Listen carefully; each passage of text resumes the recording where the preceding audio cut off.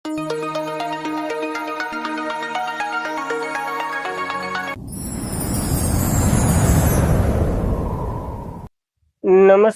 ગુજરાતના અધિકારી મિત્રો, આજે આપણે 6 માર્ચ 2026 નું મોસ્ટ ઇમ્પોર્ટન્ટ કરંટ અફેર સાથે સાથે જીકે અને જીએસ વિશે ચર્ચા કરવાના છે। તો ખાસ કરીને ચેનલ ઉપર નવા હોય તો ચેનલને સબસ્ક્રાઇબ કરી લેવી, વિડીયો પસંદ આવે લાઈક કરવો અને તમારા મિત્રો સુધી અવશ્યથી શેર કરી દેવો। તો ચલીએ આજના ઇમ્પોર્ટન્ટ ક્લાસની આપણે શુભ શરૂઆત કરી દઈએ। તો દર વર્ષે કયા દિવસે રાષ્ટ્રીય સલામતી દિવસ ઉજવવામાં આવે છે? તો 4 માર્ચે આ એક મહત્વનો દિવસ આપણે મનાવીએ છીએ, ઇમ્પોર્ટન્ટ છે। આ સાથે સપ્તાહની પર શરૂઆત થાય સલામતી। તો ભારતીય રાષ્ટ્રીય સલામતી દિવસ 4 માર્ચે સલામતી, આરોગ્ય અને પર્યાવરણની સુખાકારીને પ્રોત્સાહન આપવા માટે આ ઉજવવામાં આવે છે। રાષ્ટ્રીય સલામતી પરિષદ દ્વારા એની સ્થાપના થઈ હતી ને 4 માર્ચ 1966માં, એટલા માટે, અને 1971 થી આ દિવસની શરૂઆત કરી હતી। કેમ? તો કે અકસ્માત ઘટાડવાની શરૂઆત અહીંથી જ થઈ હતી। આ કાર્યક્રમ રાષ્ટ્રીય સલામતી સપ્તાહ 4 થી 10 માર્ચ સુધી ઉજવવામાં આવે છે, એક ઝુંબેશ છે। ટૂંકમાં આ દિવસ શરૂઆત થાય ને એટલે એની હારવાર રાષ્ટ્રીય સપ્તાહ પર શરૂઆત થઈ જાય, તો એ પણ યાદ રાખવું। અને આ વખતે 55મો રાષ્ટ્રીય સલામતી સપ્તાહ ઉજવી રહ્યા છે આપણે, તો એ પણ યાદ રાખવું। સલામતી વધારવા માટે લોકોને જોડો, શિક્ષિત કરો અને સશક્ત બનાવો એની થીમ છે, તો યાદ રાખવી। અને 2047 સુધી વિકસિત રાષ્ટ્ર બનવા માટે ભારતના ધ્યેયમાં સલામતીની ભૂમિકા બહુ મહત્વની છે એવું કહેવામાં આવ્યું છે, તો આપણને યાદ રાખવું। આ સાથે રાષ્ટ્રીય સુરક્ષા પરિષદની વાત કરી લઈએ। શ્રમ રોજગાર મંત્રાલય દ્વારા 4 માર્ચ 1966ના રોજ આ એકની સ્થાપના કરવામાં આવી હતી પરિષદની, જેનું મુખ્ય મથક નવી મુંબઈ ખાતે છે, તો યાદ રાખવું। અને 4 માર્ચે આપણે વિશ્વ સ્થૂળતા દિવસ મનાવીએ છીએ। થીમ તો કે સ્થૂળતાનો સામનો કરવા માટે 8 અબજો કારણ છે, તો ખાસ આ પણ યાદ રાખવા બંને દિવસો। ખાસ કરીને માર્ચમાં જોઈન્ટ દિવસો બહુ મહત્વના છે, તો આપણને યાદ રાખવા। હાલ માર્ચના દિવસો જોઈ લઈએ। 1 માર્ચે શૂન્ય ભેદભાવ દિવસ, વિશ્વ નાગરિક સંરક્ષણ દિવસ અને વિશ્વ સિગ્રામ દિવસ મનાવી ચૂક્યા છે। 3 માર્ચે વિશ્વ વન્યજીવ દિવસ અને વિશ્વ શ્રવણ દિવસ પણ આપણે મનાવી ચૂક્યા છે। 4 માર્ચમાં 2 દિવસો એડ કરી દેવા, ઇમ્પોર્ટન્ટ છે એટલા માટે। ત્યારબાદ તો કે પીએમ મોડલ અનુસરીને કયા રાજ્યએ મુખ્યમંત્રી શ્રી શાળા શરૂ કર્યું છે? તો હરિયાણામાં જોડાઈ ગયું અને હવે એ પીએમ શ્રી શાળા યોજના શરૂ કરી રહ્યું છે, કારણ કે આમાં ગ્રાન્ટ અવ્વલ નંબરની છે। હરિયાણા વિધાનસભાના બજેટ સત્ર દરમિયાન રાજ્ય શિક્ષણ મંત્રી મહિપાલ ટાંડા દ્વારા જાહેર કરાયેલ કેન્દ્ર સંરક્ષણ પીએમ સ્કૂલ પહેલ આધારિત હરિયાણા શ્રી પીએમ સ્કૂલ શરૂ કરી રહ્યું છે। અને આ શાળા જે સીબીએસઈ અભ્યાસક્રમનું પાલન કરશે અને આધુનિક માળખાગત સુવિધાનું કૌશલ્ય આધારિત શિક્ષણ અને પ્રમાણિત શૈક્ષણિક પદ્ધતિઓ દ્વારા રાજ્યની જે સંચાલિત શૈક્ષણિક ગુણવત્તા છે ને એને વધારવાના હેતુથી આમાં જોડાયું છે, તો યાદ રાખવું આપણને। આ પહેલ શિક્ષણ અધિકાર કાયદાની જોગવાઈ એટલે રાઇટ ટુ એજ્યુકેશન સાથે સુસંગત છે, જેમાં ખાનગી શાળાઓ અને આર્થિક રીતે નબળા વર્ગના અને વંચિત જૂથના જે વિદ્યાર્થીઓ છે ને એને 25% અનામતનો કાયદો છે, તો ખાસ આ મહત્વનું છે। અને પ્રધાનમંત્રી શ્રી વિદ્યાલય એટલે કે પીએમ શ્રી સ્કૂલની વાત કરીએ, એનું ફૂલ ફોર્મ ખાસ યાદ રાખવું। પીએમ એટલે તો પ્રધાનમંત્રી થાય છે, સ્કૂલ ફોર રાઇઝિંગ ઇન્ડિયા એનું ફૂલ ફોર્મ થાય છે। આ યોજના જે કેન્દ્રીય પ્રાયોજિત યોજના છે, જે 5 સપ્ટેમ્બર 2022ના રોજ પ્રધાનમંત્રી નરેન્દ્ર મોદીએ આની શરૂઆત કરી હતી। ખાસ મહત્વની ધરાવે છે આ યોજના, તો યાદ રાખવી। આનો ઉદ્દેશ્ય રાષ્ટ્રીય નીતિ 2020ની હેઠળ 14,500 થી વધારે હાલની જે સરકારી શાળા છે ને એને આધુનિક, સ્માર્ટ અને મોડેલિક શાળા બનાવવાનો આનો ઉદ્દેશ્ય છે, તો ખાસ આ મહત્વનું નામ આપણને યાદ રાખવું એક યોજના વિશે। ત્યારબાદ યુકે જળ અગ્નિ સંસ્કારને મંજૂરી આપનાર પ્રથમ રાષ્ટ્ર બન્યું છે। યુકેનો કયો દેશ? તો કે સ્કોટલેન્ડે આ મંજૂરી આપી દીધી છે। ખાસ ઇમ્પોર્ટન્ટ બને છે, ત્યાં અગ્નિ સંસ્કાર આપવામાં નતો આવતો, તો સ્કોટલેન્ડ યુનાઇટેડ કિંગડમનું પ્રથમ રાષ્ટ્ર બન્યું જેણે પાણીમાં અગ્નિ સંસ્કારને કાયદેસર બનાવ્યું, જે ઔપચારિક રીતે અલ્કાઇન હાઇડ્રોજન તરીકે ઓળખાવામાં આવે છે। આ પદ્ધતિ અંતિમ સંસ્કાર કાયદાઓનું મહત્વ પણ સુવિધા વધારે છે। 1902માં સ્કોટલેન્ડ અગ્નિ સંસ્કારને રજૂ કર્યા પછી સૌથી મહત્વનો ફેરફાર જે પર્યાવરણીય રીતે ટકાઉ અંતિમ સંસ્કારનો વિકલ્પની માંગ વધારે થઈ અને સ્કોટલેન્ડની સંસદે આ નિયમ લાગુ કરી દીધો છે। પરંપરાગત દફન વિધિ અને જ્યોતિ આધારિત અગ્નિ સંસ્કાર જે પાણીમાં અગ્નિ સંસ્કારને વ્યાપક અને હરિયાળું વૈકલ્પિક સ્વરૂપે ઉજવે છે। ટૂંકમાં આપણે જે અગ્નિ સંસ્કાર આપે છે ને એ ટાઈપની નથી, કારણ કે આમાં જો લખેલું છે હાઇડ્રોજન તરીકે, તો જોઈ લઈએ એ અગ્નિ સંસ્કાર કેવી રીતના છે. તો અલ્કાઇન હાઇડ્રોજન જે શરીરમાં પાણી અને પોટેશિયમ હાઇડ્રોજન એક અલ્કાઇન દ્રાવણ ભરેલું હોય એમાં શરીરને નાખવામાં આવે છે. શરીર તો કે શુષ્ક થઈ જાય, એટલે કે બધી જે માંસ ને પેશીઓ ને એ બધી હોય ને એ બધી ઉગડી જાય છે. લગભગ 90 મિનિટની અંદર 150 થી વધારે ગરમી આપવામાં આવે છે. ગરમી, પાણી અને રાસાયણિક મિશ્રણ જે કુદરતી વિઘટનની પ્રક્રિયા કરે છે. અને આવું આ પહેલી વખત નથી કર્યું સ્કોટલેન્ડે, પણ સ્કોટલેન્ડ જે યુનાઇટેડ કિંગડમનું છે ને એને આ પહેલી વાર કર્યું છે. આ વિકલ્પની પહેલ તો કે અમેરિકા, કેનેડા અને ન્યુઝીલેન્ડ જેવા દેશોમાં હાલ ઉપલબ્ધ છે. આનાથી શું થાય તો કે હાડકા પછી છે ને જે હોય એને આપી દેવામાં આવે, શરીરનું વિઘટન કરી નાખીએ, પછી અસ્થિ તો તમારે જોતી હોય તો લઈ જાવ, ને કરી એનું દફન કરી શકો, ગમે એ કરી શકો. ખાસ કરીને પર્યાવરણને જાણવા માટે આ રાખ્યું છે, તો યાદ રાખવું. હવે યુનાઇટેડ કિંગડમમાં આ કર્યું છે, એમાં સ્કોટલેન્ડે કર્યું છે. યુનાઇટેડ કિંગડમની વાત કરીએ તો એમાં 4 દેશોનો સમૂહ છે, સ્કોટલેન્ડ, ઇંગ્લેન્ડ, વેલ્સ અને નોર્થ આયર્લેન્ડ. તો ખાસ આ 4 દેશોથી યુનાઇટેડ કિંગડમ બને છે, જેનું કેપિટલ એડિનબર્ગ છે અને ચલણ પાઉન્ડ સ્ટાર્લિંગ છે. તો ખાસ આ મહત્વની પોઈન્ટો આપણને યાદ રાખવા, અગાઉ પૂછાઈ ગયા પરીક્ષામાં, તો યાદ રાખવું. ત્યારબાદ ઐતિહાસિક ડાંગ જે દરબાર છે 2024 ક્યારે ઉજવવામાં આવ્યો અથવા તો ક્યારે મનાવવામાં આવે છે? તો હોળીને પહેલા આ દિવસ મનાવવામાં આવે છે. ટૂંકમાં 28 તારીખથી શરૂ થઈ ગયો હતો, આમ તો 26 થી ગણી શકો તમે. ઔપચારિક રીતે 26 ફેબ્રુઆરીથી 3 માર્ચ સુધી આ ભવ્ય ઉજવણી આપણે કરી છે. 1942માં જે સ્થાપિત ડાંગ દરબાર પ્રદેશનો સૌથી જૂનો પરંપરાગત કાર્યક્રમમાંનો એક છે. સ્વાતંત્રતા પછી તે સંગઠિત સરકાર પોતાનું હાથ લીધું છે. દર હોળી પહેલા યોજાતો આ ડાંગ દરબાર શરૂઆતના રાજાઓ જેને સાથીઓ અને ઔપચારિક શોભાયાત્રા કાઢે, મુખ્ય સ્થળે તેમને સરકારને વાર્ષિક ભેટ આપે છે. અને આ વર્ષે ભૂતપૂર્વ રાજવીય પરિવાર સભ્ય 2 વાર સભ્ય સન્માન કરવામાં આવ્યું છે. અને પ્રથમ 26 ફેબ્રુઆરીના રોજ અને બીજું રાજ્યપાલ આચાર્ય દેવવ્રતની હાજરીમાં આ સન્માન એને મળ્યું છે. હવે આ આખો પ્રોગ્રામ છે ને સાલિયાણા પદ્ધતિ, ખાસ 1971માં ઇન્દિરા ગાંધીની સરકાર હતી, અહીંયા નાબૂદ કરી દીધી હતી. તો જોઈ લે સાલિયાણા પદ્ધતિ શું હતી.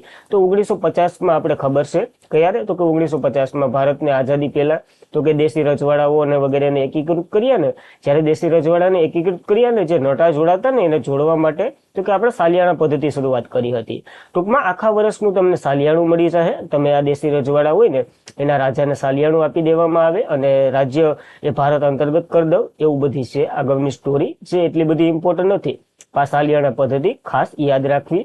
અટાણે દેશનો માત્ર એક જ જિલ્લો એવો છે જ્યાં સાલિયાણા પદ્ધતિ અમલમાં છે, અને આની અધ્યક્ષતા તો કે જે તે કલેક્ટર હોય ને આહવાના અથવા તો ડાંગના એ કરે છે. તો ખાસ આવા પોઈન્ટો યાદ રાખવા, અગાઉ પૂછાઈ ગયા.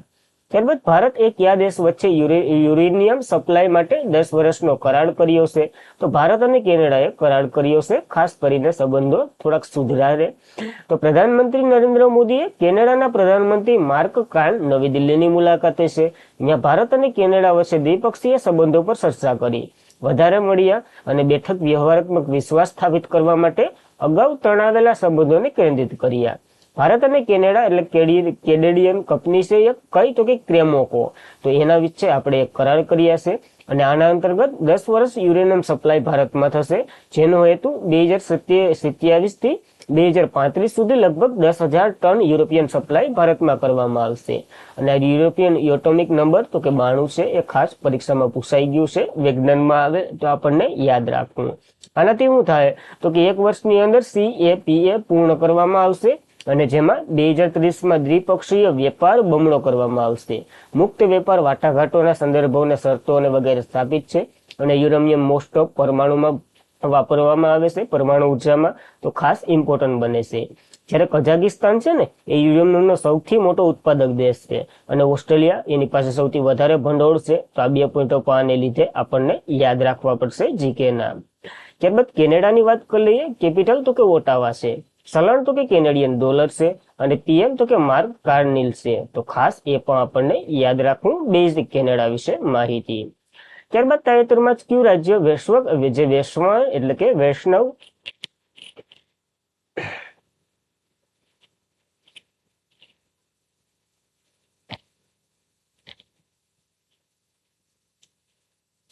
તો તાજેતરમાં જ કયું રાજ્ય વૈષ્ણવ ઉત્સવ દોલા જાત્રાની ઉજવણી કરી રહ્યું છે? તો આસામ કરી રહ્યું છે. મહત્વનો તહેવાર છે, 2 થી 3 રાજ્યોમાં ઉજવવામાં આવે છે, તો ઇમ્પોર્ટન્ટ બને. આસામ મંગળવારે રાજ્યનો સૌથી જીવંત વૈષ્ણવ તહેવાર છે એક ડોલા જાત્રા રંગ અને સંગીત ભક્તિ સાથે ઉજવણી કરી રહ્યું છે. આ ડોલા જાત્રા આસામ રાજ્યમાં ઉજવવામાં આવતો એક તહેવાર છે. આ તહેવાર ભારતના અન્ય ભૌગોલિક ડોલ પૂર્ણિમા અથવા તો હોળી તરીકે ઓળખવામાં આવે છે. આપણે હોળી તરીકે ઉજવીએ છીએ. ફાગુણ મહિના જે ફેબ્રુઆરી માસમાં પૂર્ણ થતા એટલે કે પૂર્ણિમાના દરમિયાન આ દિવસ ઉજવવામાં આવે છે. અને ફાગણ જે પૂનમ હોય ને એના હોળી હોય એ તો આપણને ખ્યાલ જ છે. આ તહેવાર વસંતના આગમનને ચિહ્નિત કરે છે. રંગ, સંગીત અને નૃત્ય સાથે ઉજવવામાં આવે છે. આસામ તેનું સાંસ્કૃતિક અને ધાર્મિક મહત્વ ખૂબ મહત્વનું છે. એટલા માટે હોળીને સમગ્ર ભારતમાં ઉજવવામાં આવે પરંતુ વિવિધ જગ્યાએ અલગ અલગ નામોથી ઓળખાય છે. જેમ કે પશ્ચિમ બંગાળ, ઓડિશા અને આસામ વગેરેમાં ડોલા જાત્રા નામે ઉજવવામાં આવે છે, જ્યારે ડોલા પૂર્ણિમા તરીકે પણ ઓળખવામાં આવે છે. તો આ મહત્વના નામો પણ આપણને યાદ રાખવા અને આસામે ડોલા જાત્રા જે અહીંની હોળી એ ઉજવ્યું છે તો યાદ રાખવું. તો કયા દેશના રાષ્ટ્રપતિ સ્ટ્રબ છે એ રાયસીના ડાયલોગ 2026 નવી દિલ્હીમાં થવાની છે. એની અધ્યક્ષતા અથવા તો નેતૃત્વ કરવાના છે તો ફિનલેન્ડના રાષ્ટ્રપતિ કરવાના છે. આ માટે એ ભારતની મુલાકાતે લેશે. તો ફિનલેન્ડના રાષ્ટ્રપતિ એલેક્ઝાન્ડર સ્ટબ 4 થી 7 માર્ચ 2026 દરમિયાન પ્રધાનમંત્રી નરેન્દ્ર મોદીના આમંત્રણ પર ભારતની સત્તાવાર મુલાકાત લેશે અને નવી દિલ્હીમાં જે 11મા રાયસીના સંવાદની મુખ્ય અતિથિ તરીકે કાર્ય કરશે. ભૂમિ નીતિ એટલે કે જે ભૂરાજ નીતિ, વ્યવહારાત્મક બાબતો વગેરેમાં મુખ્ય પરિષદમાં ભાગ લેશે. આ મુલાકાત રાષ્ટ્રપતિ સ્ટબ જે પદ સંભાળ્યા પછી ભારતની પ્રથમ પ્રવાસ અથવા તો ભારત ફિનલેન્ડના સંબંધોને નવી ગતિ આપવા માટે આવી રહ્યા છે. આનો ઉદ્દેશ્ય આ બેઠકનો તો કે આંતરરાષ્ટ્રીય સમુદાયનો સામનો કરવો, સૌથી મોટો પડકારજનક જે મુદ્દાઓ છે જેમ કે સુરક્ષા, ટેકનોલોજી, આબોહવા પરિવર્તન વગેરેની ચર્ચા કરવી, એના ઉકેલ લાવવા. એના માટેની એક થીમ પર છે સંસ્કાર, પ્રતિજ્ઞા, ગોઠવણી, પ્રગતિ, આવાસ, ઉન્નતિ. તો ખાસ આ થીમ પર આપણને યાદ રાખવી. રાયસીના ડાયલોગની થીમ છે તો યાદ રાખવી. કહેવત કયા દેશના જોસ મારિયા બાલાકાંઝને વચગાળાના રાષ્ટ્રપતિ તરીકે પસંદ કરવામાં આવ્યા છે તો પેરુના નવા રાષ્ટ્રપતિ બન્યા છે એમ પણ તમે કહી શકો. યાદ રાખવું. પેરુ કાયદા એટલે કે કાયદાના નિર્માણને બુધવારે દેશના નવા વચગાળાના રાષ્ટ્રપતિ જોસ મારિયન બાલકાંઝા એને પસંદગી કરવામાં આવી છે. જ્યારે અગાઉના નેતા તો કે જોસ જેરી જે ભ્રષ્ટાચાર આરોપી મહાભિયોગ લાગ્યો અને પછી પદ પરથી હટાવી દીધા, તો આ નવા આવ્યા છે જોસ મારિયા, એ યાદ રાખવા. પેરુની વાત કરી લઈએ. કેપિટલ લીમા છે. ચલણ તો કે સોલ છે. પ્રમુખ તો કે જોસ મારિયર છે અને પીએમ તો કે એસ્ટોટ આલેગેજિયન છે. તો ખાસ આ બેઝિક માહિતી પર આપણને યાદ રાખવી પેરુ વિશે. ત્યારબાદ તો કે કયા રાજ્યમાં તાજેતરમાં જ હોલા મોહલ્લા મહોત્સવ 2026 ની શરૂઆત થઈ તો પંજાબના ખાસ કરીને શીખ સમુદાય છે ને એ આ મહોત્સવ ઉજવે છે. તો દર વર્ષે માર્ચ મહિનામાં જ્યારે ઉત્તર ભારતમાં હોળી રંગો ઝાંખા પડવા લાગે ત્યારે પંજાબનું એક ઐતિહાસિક શહેર આનંદપુર સાહેબ જે એક અલગ જ ઉજવણી સ્વરૂપે જોતું હોય. હોલા મોહલ્લા તરીકે ઓળખાતો આ શીખ તહેવાર હોળીની રતિયાળ મૂળ હિંમત અને સ્થિત ભક્તિની શક્તિશાળી પ્રદર્શન કરે છે. આ હોલા મોહલ્લા ચૈત્ર મહિનાને પહેલા દિવસે ઉજવવામાં આવે. સામાન્ય રીતે માર્ચમાં અથવા તો હોળી પછીના પહેલા દિવસે મનાવવામાં આવે છે. હોલાનો શબ્દ હોળી થાય છે એ પુરુષ સ્વરૂપ માનવામાં આવે છે, જ્યારે મોહલ્લા એ શબ્દ અરબીનો મૂળ છે જેનો અર્થ કે ઉતરવું અથવા તો કૂચ કરવી એવું થાય છે. તો ખાસ આનો અર્થ પણ યાદ રાખવો. હોળીમાં ઉતરવું અથવા તો હોળીમાં કૂચ કરવી એ આ સામાન્ય હોલા મોહલ્લાનો અર્થ થાય છે જે પંજાબમાં ઉજવવામાં આવે છે શીખ સમુદાય દ્વારા. તો સમુદાય પણ આપણને યાદ રાખવો. ત્યારબાદ કેન્દ્રીય મંત્રી ડોક્ટર મનસુખ માંડવિયાએ મહાત્મા અ ગ્રેટ કમ્યુનિકેટર નામનું પુસ્તકનું વિમોચન કર્યું. આના લેખક તો કે ધીરજ કાપડિયા છે. તો ખાસ લેખકનું નામ આપણને યાદ રહેવું જોઈએ. તો કેન્દ્રીય શ્રમ અને રોજગાર યુવા બાબતોના મંત્રી મનસુખ માંડવિયાએ નવી દિલ્હીમાં રાજઘાટ સ્થિત ગાંધી દર્શન આયોજિત કાર્યક્રમમાં મહાત્મા એક મહાન સંવાદદાતા નામનું પુસ્તકનું વિમોચન કર્યું. આ પુસ્તક જે ધીરજ કાપડિયા દ્વારા લખાયેલું છે અને ગાંધીના જે જીવન પ્રેરણા વગેરે ઉપર આ પ્રેરણા આપે છે. તો ખાસ પુસ્તક અને લેખક બે વસ્તુ યાદ રાખજો. અને આજના માટે એટલું જ હતું. ખાસ કરીને મિત્રો વિડીયો પસંદ આવતો હોય તો લાઈક કરો, તમારા મિત્રોને શેર કરો. ચેનલ ઉપર નવા હોય તો અવશ્યથી સબસ્ક્રાઇબ કરી લો. હવે કાલનું રિવિઝન કરી લઈએ પછી સેશન એન્ડ કરીએ. તો વિશ્વ વન્યજીવ દિવસ દર વર્ષે ક્યારે મનાવ્યો તો કે 3 માર્ચે મનાવવામાં આવે છે. દર વર્ષે આ એક મહત્વનો દિવસ. 84 દેશોમાં માનસિક સ્વાસ્થ્ય અભ્યાસમાં ભારતીય યુવાનોને તો કે 60મો ક્રમ મળ્યો છે. વૃદ્ધો વધારે ખુશ છે યુવાનો કરતા. તાજેતરમાં કયા દેશે ઓપરેશન લાયસન્સ શેર વોર શરૂ કર્યું છે? તો ઇઝરાયેલે શરૂ કર્યું છે. ઈરાનના તેહરાત બંદરને તબાહ કરી દીધું. ભારત અને કયા શહેરે સ્ટીલ 2026 સમિટનું આયોજન કરશે? તો નવી દિલ્હીમાં આ સમિટનું આયોજન કરવાનું છે ભારત. વાનખેડા સ્ટેડિયમ સ્ટેજનું નામ બદલી કયા ક્રિકેટરના નામ પર રાખ્યું? તો કે રવિ શાસ્ત્રીના નામ ઉપર રાખવામાં આવ્યું છે. 3 ગેટોના નામે બદલ્યા. કયા રાજ્યમાં આવેલ ડેબ્રીગઢ અભયારણ્ય બીજા ભારતીય બાયસન ફેઝ સમૃદ્ધ વન્યજીવ પ્રદર્શન કરવાનું છે? તો ઓડિશામાં બાયસન વન્યજીવ ડેબ્રીગઢ છે ને અભયારણ્ય ત્યાં થવાનું છે. કયા દેશની મહિલા વર્લ્ડ કપને વિજેતા ટીમ લોરિયન્સ એવોર્ડ 2026 માટે નામાંકિત થનાર પ્રથમ મહિલા ટીમ બની છે? તો ભારતની ટીમને આ મોકો મળ્યો છે, ખાસ યાદ રાખવું. તારા નિહાળવા માટે કોલી હિલ્સ કયા રાજ્યમાં આવેલું છે? જ્યાં પહેલો ડાર્ક સ્કાય શરૂ થયો છે? તો તમિલનાડુમાં આવેલો છે. બહુ શાંત વિસ્તાર છે, તો યાદ રાખવું. કયા રાજ્યમાં માનવ વન્યજીવ સંઘર્ષનો સામનો કરવા માટે હનુમાન પ્રોજેક્ટ શરૂ કરવામાં આવ્યો છે? આંધ્રપ્રદેશમાં, ખાસ કરીને હાથીઓના જે અત્યાચારોને વગેરે શું કહેવાય એના કારણે. આરવ ડેગલા ભારતના કેટલામાં ગ્રાન્ડ ચેસ ગ્રાન્ડ માસ્ટર બન્યા છે? તો 93માં બન્યા છે. બહુ મહત્વના વ્યક્તિત્વ છે, તો યાદ રાખવું. અને આજના માટે એટલું જ હતું. ખાસ કરીને મિત્રો, વિડીયો પસંદ આવતો હોય તો લાઈક કરો, તમારા મિત્રોને શેર કરો. ચેનલ ઉપર નવા હોય તો અવશ્યથી સબસ્ક્રાઇબ કરી લો. પીડીએફ સ્ટડી મટીરિયલ માટે ટેલિગ્રામમાં જોઈન્ટ થઈ જવું. તો બસ આજના માટે એટલું જ હતું. જય હિન્દ, જય ભારત, ધન્યવાદ.